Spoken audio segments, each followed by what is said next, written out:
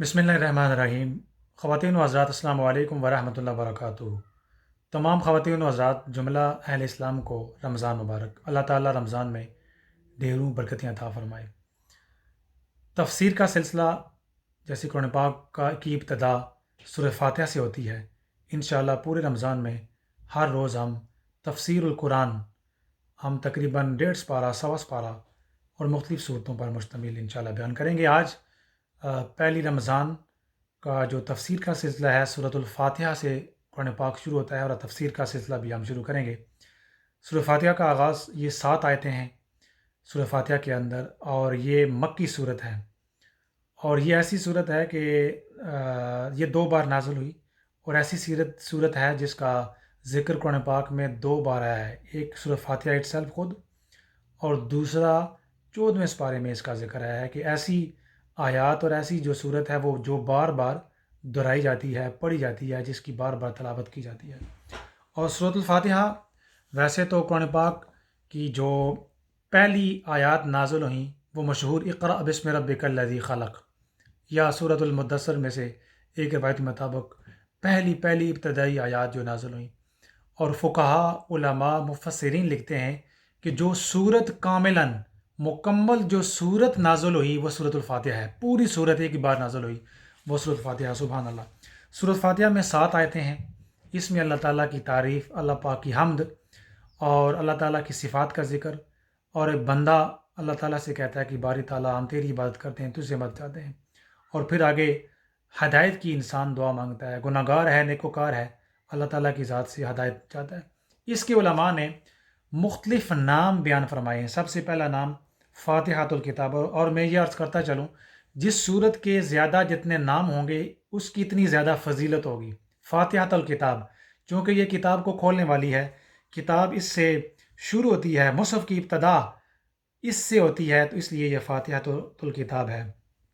और सबसे पहले मुकम्मल कामिलन जो सूरत नाज़िल हुई सूरतुल फ़ातिहा है, इसलिए भी इसको सूरतुल फ़ातिहा कहते हैं। हज़रत उबादा बिन सामित रज़ियल्लाहु ताला अन्हु आप फरमाते हैं कि सरकार ने फरमाया सल्लल्लाहु अलैहि वसल्लम, जिस शख्स ने फ़ातिहातुल किताब को ना पढ़ा उसकी नमाज मुकम्मल ना हुई। तो ये नमाज का एसेंशियल हिस्सा है, नमाज का ये एक मुकम्मल हिस्सा है। दूसरा इसका नाम उम्मुल कुरान, कहते हैं किसी चीज़ की जड़ को।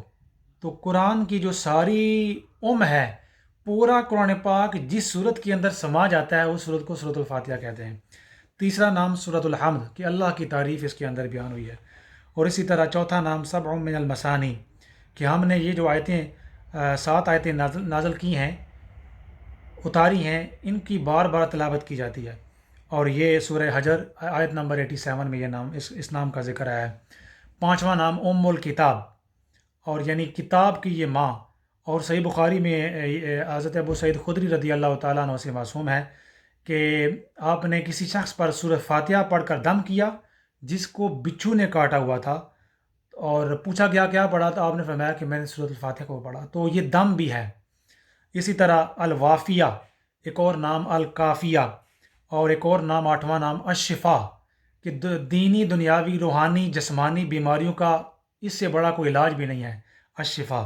और एक और नाम सूरतुस सलात, और आखिरी नाम सूरतुद दुआ, कि ये जैसे अफ़ज़लुल ज़िक्र ला इलाहा इल्लल्लाह व अफ़ज़लुद दुआए अल्हम्दुलिल्लाह कमा क़ाल फ़िल हदीस, की अफ़ज़ल ज़िक्र ला इलाहा इल्लल्लाह है और सबसे बेहतरीन दुआ सूरतुल फ़ातिहा। उसके बाद सूरत बकरा है। सूरह बकरा मदनी है, मदीने से में नाज़िल हुई। इसकी 286 आयतें हैं और इसके अंदर 40 रुकू हैं। और इसका आगाज़ पहली 5 आयतें मोमिनीन का ज़िक्र है और उनकी ख्वाहिश का ज़िक्र, मोमिनों और उनकी सिफ़ात का। अलिफ लाम मीम ज़ालिकल किताबु ला रैब फ़ीह, ये वो किताब है जिसमें रत्ती बराबर, ज़रा बराबर शक नहीं है।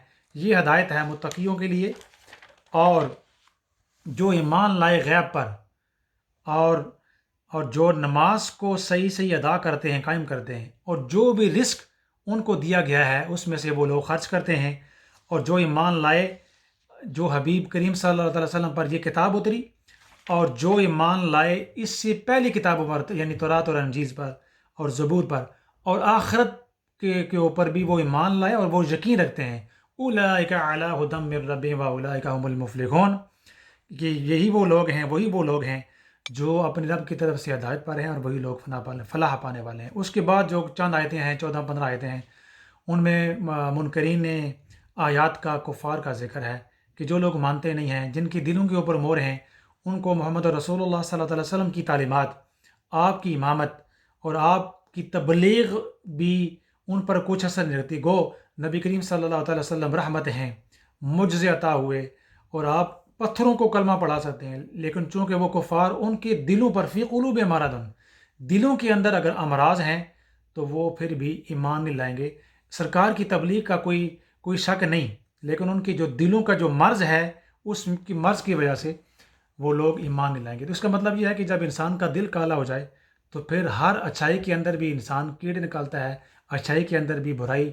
یہی وجہ ہے کہ لوگ متقی، پرہیزگار اللہ والوں، مسجد کے اماموں، علماء کے خلاف باتیں کرتے رہتے ہیں کہ یہ مولوی کیا ہیں، امام کیا ہیں، ہر وقت ان کے کردار کے اندر کیڑے نکالنے کی کوشش کرتے رہتے ہیں۔ لیکن اللہ تعالیٰ ہدایت دے، اللہ تعالیٰ سب کے دلوں کو صفائی عطا فرمائے۔ اس کے بعد رکوع نمبر 3 میں اللہ پاک نے وَإِذْ قَالَ رَبُّكَ لِلْمَلَائِكَةِ إِنِّي جَاعِلٌ فِي الْأَرْضِ خلیفہ، یہ وہ آیت ہے کہ جس میں اللہ پاک نے آدم علیہ السلام کی تخلیق کا ذکر کیا کہ آدم علیہ السلام جب بنائے گئے تو اللہ پاک نے صاف فرمایا، پھر آگے چل کر فرمایا کہ ان کو علوم سکھائے، اور پھر حکم ہوا کہ سارے سجدہ کریں۔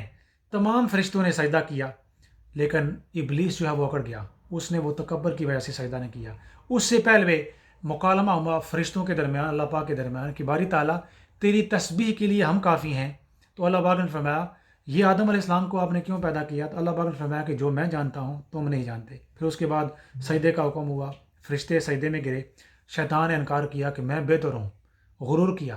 تو اس کا مطلب ہے کہ قیامت تک جو بھی بندہ تکبر کرے، علم پر، اپنے نام و نسب پر، اپنے کلام پر، اپنے یعنی خاندان پر، اپنی خیش قبیلے پر، دنیاوی کسی نعمت پر بندہ تکبر اور غرور کا شکار ہو جائے تو بہت زیادہ چانس ہوتے ہیں کہ انسان گمراہ۔ عاجزی اور انکساری کے اندر اللہ پاک نے بڑی برکت رکھی ہے۔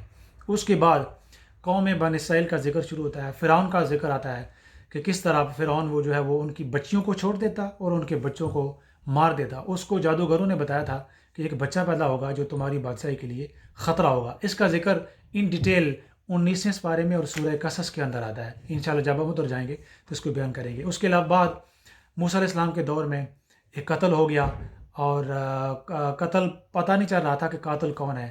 حکم ہوا کہ ایک گائے کو، بقرہ اسی مناسبت سے اس صورت کا نام ہے، ذبح کریں۔ تو موسیٰ علیہ السلام کی قوم نے بجائے اللہ کے حکم پر عمل کرنے کے، انہوں نے طرح طرح کے سوالات شروع کر دیے۔ وہ گائے کیسی ہو، اس کا رنگ کیسا ہو، وہ بچہ دینے والی ہو یا بغیر بچے والی ہو، تو وغیرہ وغیرہ اس طرح کے سوالات کیے۔ تو جتنے انہوں نے سوال کیے، پھر وہ اس کے جواب میں وہ اتنا تنگ ہو گیا کہ ایک ہی گائے تھی۔ تو مطلب یہ ہے کہ انسان اگر ان دین کو آسانی کے ساتھ عمل کرے تو ٹھیک، ورنہ جتنا اس کے اندر جائے گا، تنگی پیدا کرے گا، خود تنگ ہوگا۔ تو پھر وہ ایک ہی گائے تھی، اور جب وہ حکم ہوا کہ وہ جب گائے جب ذبح ہو جائے، اس کا ایک ٹکڑا مقتول کو مارا جائے، مقتول زندہ ہو کر بتا دے گا کہ کس نے قتل کیا ہے۔ پھر اس کے بعد وقولوا للناس حسنا، کہ لوگوں کے ساتھ معاشرے میں، آگے 8ویں رکوع میں ذکر ہے کہ کیسے بات کی جائے۔ اس کے بعد 10ویں اور 11ویں رکوع کے درمیان میں جادو کا ذکر ہے کہ جو جادو کرتا ہے کرنے والا، یہ شیطانی عمل ہوتا ہے، اور میاں بیوی اور سوسائٹی کے اندر جو لوگ جھگڑا کرواتے ہیں، یہ بات صحیح نہیں ہے، اچھی نہیں ہے، اس سے بچنا چاہیے۔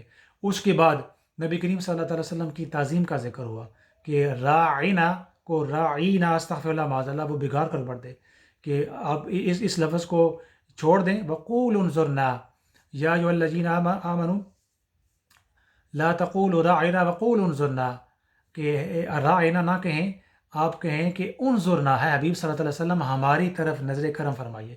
تو یہ در حبیب صلی اللہ علیہ وسلم کی دربار کے ادب اور تعظیم اس کے اندر سکھایا جا رہا ہے۔ اس کے بعد آگے آیت نمبر 125 27 13 14 رکوع کے بعد حضرت ابراہیم علیہ السلام کی دعاؤں کا ذکر کہ کیسے کعبے کی بنیاد رکھی، کیسے کعبے کو بنایا، اور پھر 3 دعائیں کی۔ علماء لکھتے ہیں کہ 3 دعائیں قبول ہوئیں۔ ربنا تقبل منا انک انت السمیع العلیم، ربنا واجعلنا مسلمین، اور ربنا وابعث فیہم رسولا، کہ باری تعالیٰ یہ جو بیابان صحرا ہے، یہ ویران جگہ ہے، اس کو آبادی عطا کر دے اور بے موسم پھل عطا کر دے۔ سورہ بقرہ میں بھی اس کا ذکر ہے، اور آگے 13ویں سپارے کے 13ویں اور 14ویں رکوع کے اندر بھی غالباً اس کا ذکر ہے۔ تو رب تعالیٰ نے مکہ اور مدینہ اور سرزمین کو مالا مال کر دیا، یعنی تیل دے دیا، تیل آئل، اور آئل ایسا دیا، تیل، وہ تیل دے کر دنیا کا خزانہ، دنیا کی جو پھل ہیں وہ لے سکتے ہیں۔ آج بھی اگر مکہ مدینہ میں جائیں تو شاید دنیا کی بعض کونوں میں بعض پھل نہ ہوں، لیکن دنیا کے سارے پھل وہاں پر موجود ہوتے ہیں۔ پھر آگے ایک دعا کی کہ باری تعالیٰ ایک امت، مسلمان امت پیدا فرما، سبحان اللہ، اللہ پاک نے امت پیدا فرمائی۔ پھر آگے دعا ربنا وابعث فیہم رسولا، امت میں سے انہی میں سے ایک رسول بھیج، سبحان اللہ۔ تو اللہ پاک نے سرکار دو عالم صلی اللہ علیہ وسلم کی ولادت وسعادت ہوئی، سرکار دو عالم صلی اللہ علیہ وسلم کی صورت میں اپنا پیارا محبوب رسول کریم صلی اللہ علیہ وسلم عطا فرمایا۔ اس کے بعد دوسرے سپارے کا ذکر ہوتا ہے، پھر بڑی خوبصورت آیت فَاذْكُرُونِی اذْكُرْکُم وَاشْکُرُوا لِی وَلا تَکْفُرُونَ، تم میرا ذکر کرو میں تمہیں یاد کروں گا، اور تم میرا شکر کرو، میری تکفیر نعمت نہ کرو۔ پھر جو مقتول شہداء ہیں وہ زندہ ہیں، ان کا ذکر ہے۔ پھر آگے ذکر ہے کہ اللہ تعالیٰ تمہیں آزمائے گا، جان مال دولت لے کر تمہیں آزمائے گا، لیکن ان لوگوں کے لیے خوشخبری ہوگی جو لوگ صبر کریں گے۔ پھر فرمایا انا للہ و انا، جو جن لوگوں کو مصیبت پہنچتی ہے وہ کہتے ہیں ہم بھی اور ہمارا جو کچھ ہے وہ ہمارے اللہ کے مالک ہیں، اور ہم ایک دن اللہ کی طرف لوٹ کر جائیں گے۔ خوبصورت یہ آیتیں ہیں۔ پھر آگے روزے کی فرضیت کا ذکر ہے کہ یا ایھا الذین آمنوا کتب علیکم الصیام، یہ 4ویں 5ویں رکوع کے اندر سورہ بقرہ دوسرے سپارے کے اندر، کہ ہے لوگو تم پر پہلے اقوام کی طرح روزہ فرض کر دیا گیا ہے۔ پھر ساتھ ہی جو لوگ سفر پر ہوں، جو مریض ہوں، وہ چھوڑ دیں، مرض والے اور سفر والے، وہ فعیدۃ من ایام اخر، وہ بعد میں روزہ پورا کر لیں۔ آگے شہر رمضان الذی، یہ جو آیت ہے کہ انزل فیہ القرآن، رمضان کی برکت اور رمضان کی اس کے اندر فضیلت کا اظہار ہے کہ یہ جو رمضان ہے اس کے اندر شہر رمضان الذی انزل فیہ القرآن، اتنا خوبصورت مہینہ کہ رب تعالیٰ نے اس کے اندر قرآن پاک کو نازل کیا۔ اس کے بعد حج کا ذکر ہے، عمرے کا ذکر ہے، اور اسلام کے اندر پورا داخل ہونے کا ذکر ہے۔ یہ تقریباً اس طرح 10 12 ہمارا دوسرا مکمل ہوتا ہے۔ انشاءاللہ اگلے لیکچر میں ہم تفسیر 10 12 دوسرے سے کس طرح کے موٹے چیدہ مضامین آئے ہیں، ہم دعا کرتے ہیں ان کا بیان کریں گے۔ دعا کرتے ہیں کہ اللہ تعالیٰ ہمیں قرآن پاک کو پڑھنے سمجھنے کی توفیق عطا فرمائے، اور ہماری عبادات دعاؤں کو شرف قبولیت عطا فرمائے۔ وما علینا الا البلاغ، جزاک اللہ خیر۔